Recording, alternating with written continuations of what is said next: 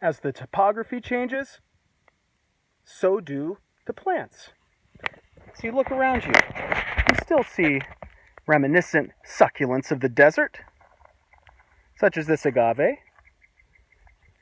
But you see other things as well. You see oak leaves scattered about into a dry creek bed that appears to have just been running just days before.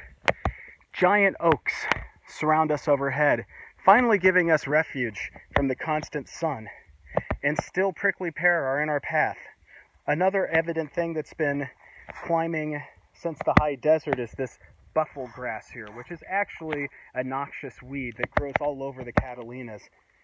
This was due to the introduction of some farming principles in the area, and the seed spread to the mountain and became an invasive species. But there's still plenty to marvel at, and it's still a beautiful thing, this riparian area in the Santa Catalina Mountains on the Ventana Canyon Trail.